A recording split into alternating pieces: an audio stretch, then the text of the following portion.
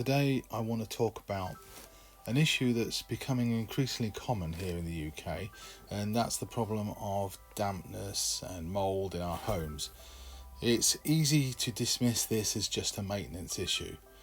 My experience today highlighted how much deeper this problem runs and how it ties into our housing design and cultural inclusivity.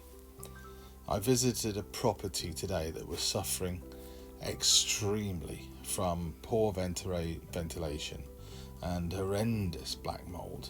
The conditions were so shocking and deeply concerning, and that this was not just for the health of the occupants but also for what it says about our housing.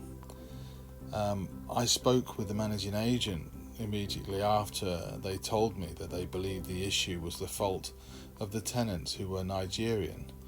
They pointed out the cultural and cooking practices as the cause, but I argued, and I firmly believe, that this isn't the tenant's fault. In fact, it's the fault of the building, designed without the ability to accommodate different lifestyles and cultures. We live in a country that prides itself on welcoming people from all over the world, and yet our homes don't reflect that same openness.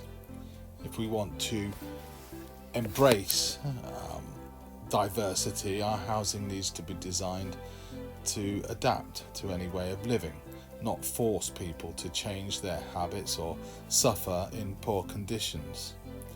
So this isn't just about one home or one tenant.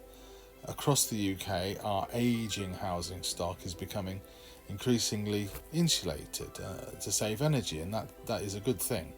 But we're failing to prioritise proper ventilation, and this creates the perfect storm for dampness, condensation problems and mould problems that affect health, well-being and quality of life.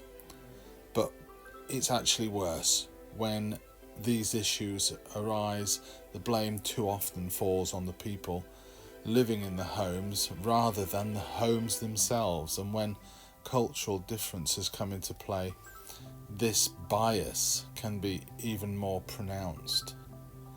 We need to change how we think about housing.